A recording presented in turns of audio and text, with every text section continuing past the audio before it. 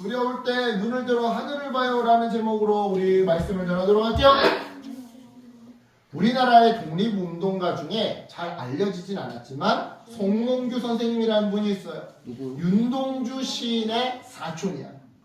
윤동주 시인의 사촌으로 일본에서 유학을 할 정도로 당시 아주 뛰어난 지식인이었죠.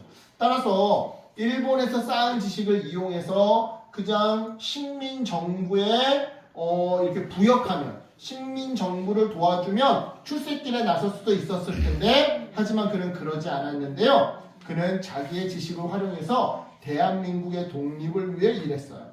즉 자기의 학문적인 지식을 사용해서 일본의 민족 말살 정책을 비판했고 또 세계 여러 나라에 이 한국의 독립을 알리려고 노력했던 거죠. 그러다 결국 일본에 붙잡혀서 27살의 나이로 감옥에서 죽음을 맞이하게 되었는데요. 자, 이 송몽규 선생님은요. 죽기 직전까지 수많은 고문들 앞에서도 끝까지 자기 의지를 굽히지 않았다고 해요. 즉 잔인한 고통과 죽음의 위협 앞에서도 진리를 선포하고 주장함에 있어서 결코 그 뜻을 굽히지 않았던 거죠. 그런데 여러분 오늘 본문에도 이처럼 끝까지 진리를 선포했던 한 사람이 등장하는데요. 그 사람이 누군지 우리 본문 속으로 한번 들어가 볼게요. 자, 초대교회는 이웃봉사에 열심인 교회였어요. 그래서 더 효율적이고 공평한 봉사사역을 위해 초대교회는 12사도에 더해서 7지사를 세우게 되었죠. 이 7지사들 중에서 특별히 스데반이라는 사람이 아주 유명했는데요. 그는 은혜와 능력이 충만해서 길거리에서 예수님을 전할 때 기적까지 일으키곤 했어요. 병 고친 사람을, 병 들린 사람을 고쳐준다거나 귀신 들린 자들을 귀신 쫓아내준다거나, 그치? 그래서 스데반이 한번 거리에서 설교를 했다 하면 수많은 사람들이 예수님을 믿곤 했죠. 그러니까 이것을 못마땅하게 여긴 예루살렘의 사내들인 공의회가요, 스데반을 불러서 공의회 법정에 세우는데요. 당시에 유대교인들에게 예수님은요 그저 이단에 불과했어요. 왜냐? 그들은 모세의 율법이 가장 완전하다고 믿고 있었는데 그런 그들 앞에서 예수님이 자기는 모세의 율법을 완전하게 하려고 왔다고. 자, 내가 완전하게 하겠다. 이 얘기는 너네가 가지고 있는 건 뭔가 불완전해 하면서 폄하하는 거잖아. 평가절하하는 거잖아. 이렇게 완전하게 하려고 왔다고 예수님이 직접 말씀하셨거든요. 더욱이 자기가 신의 아들이라고 주장했으니 유대교인들이 봤을 때 이보다 더 확실한 이단이 따로 없었던 거죠. 그런데 그런 예수님의 복음을 이 스데반이 전하고 다니네요. 그것도 막 기적까지 일으키면서 말이죠.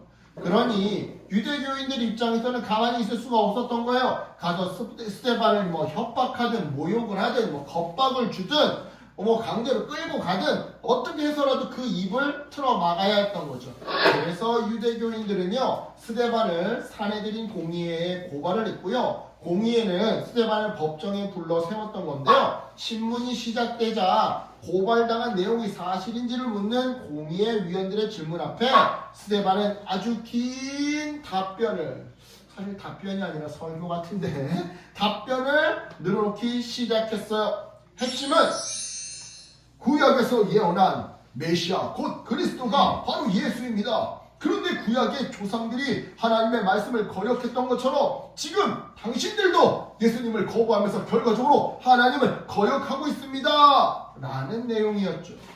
그렇다면 여러분, 이러한 스데반의 이야기를 들은 공의의 사람들의 반응은 어땠을까요?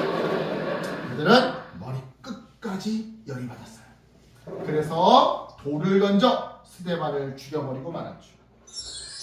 바로 그 순간 스데반은요 죽으면서 예수님께 자신의 영혼을 부탁했고요. 덧붙여 자기를 죽이고 있는 저 유대인들을 용서해 달라고까지 기도했는데요. 이 모습을 유심히 지켜보던 한 청년이 있었어요. 그게 누구냐? 바로 바울이었죠. 자, 바울의 원래 이름은 사울이었어요. 그리고 이 당시 사울은요 유대교를 아주 열심히 믿고 있던, 오늘날로 말하자면 유대교 청년부의 리더였었죠. 그래서 그 당시 사울은요 예수를 믿는 사람들은 죄다 이단이야 라고 규정하면서 그들을 처단하는 것이야말로 하나님의 뜻이라고 믿었었는데요. 수많은 바울들로 하여금 예수님을 믿게 했던 스데반이 죽고 나자 사내들인 공의회는 이 바울을 앞세워서, 지금 바울이에요. 저기도 바울이고, 바울을 앞세워서 본격적으로 교회를 박해하기 시작했어요. 막 집에 들어가서 예수 믿는 사람들을 강제로 끌고 나온다거나, 끌고 나와서 이렇게 감옥에 가둔다거나, 이렇게. 그리고 초대교회는 이 박해를 견디다 못해 결국 유대지방과 사마리아와 이방 땅으로 이렇게 흩어져 살게 되었죠. 쉽게 말해 도망을 쳤던 건데요. 그런데 여러분, 그러한 박해와 도망이 있은 지 얼마 안 돼서 정말 놀라운 일이 벌어졌어요. 그게 뭐냐? 글쎄, 박해를 피해 뿔뿔이 흩어진 사람들이 오히려 여러 곳을 돌아다니면서 말씀을 전하는 것 아니겠어요? 그래요. 앞서 사내들인 공의회와 바울의 박해 앞에 온 유대 지역과 사마리아 지역으로 도망을 쳤던 유대 예루살렘 교회 사람들은요, 실제로는 도망을 쳤던 게 아니었던 거예요. 도망이 아닌 전략상 후퇴했던 거죠. 자, 이게 무슨 말이냐? 자, 사도행전 1장 9절에서 예수님은 저 하늘나라로 되돌아가시면서 초대교회가 성령을 받으며 성령이 너희에게 임하시면 너희가 권능을 받아서 예루살렘과 온 유대와 사마리아 땅 끝까지 이르러 내 증인이 되리라. 즉 예수님의 복음을 전하게 될 거라고 말씀하셨더랬어요. 그리고 그 말씀대로 사도행전 2장에서 초대교회는 성령을 진짜로 받게 되었죠. 하지만 성령을 받은 초대교회는요, 온 유대 지방과 사마리아 지방으로 나아가지 않았어요. 그냥 예루살렘에 남아 있었어요. 마치 시바견이 안 가. 나 유대 지역으로 안 가. 나 사마리아 지역으로 안 가. 이렇게 거부하듯이 안 갔어요. 안 갔어요. 왜요? 지금 여기 예루살렘에서 교회가 너무 잘 되고 있었으니까. 지금 이 예루살렘 교회가 엄청나게 부흥하고 있으니까요.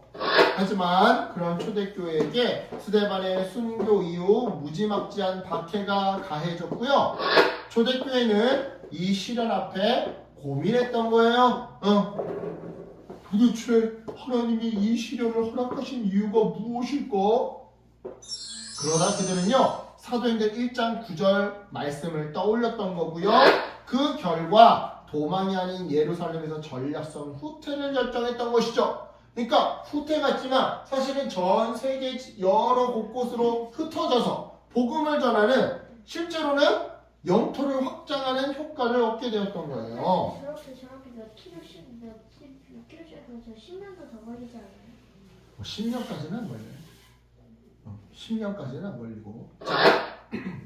아니나, 왜냐면 걸어서만 가진 않았을 거 아니야. 중간에 마차도 타고 배도 타고 했을 거 아니야. 자, 아니나 다를까 흩어진 초대교회는 쫓아와서 핍박할 그 사내들인 공회를 무서워하기는커녕 실제로 우리 성경을 보면 바울이 어디서 예수님을 만나요? 다메섹 도상에서. 그죠? 그 다메섹 도상에 왜 있었어 바울이? 예수님이 붙잡으러 쫓아가는 중이었잖아. 그치? 그게 실제로 사내들인 공회가 막 쫓아왔었단 말이야. 흩어진 초대교회는 쫓아와서 핍박할 사내들인 공회를 무서워하기는커녕 그래서 숨어들기는커녕 흩어진 곳에 담대히 복음을 전했는데요. 특별히 사마리아 지역에서 큰 부흥의 역사가 나타났어요.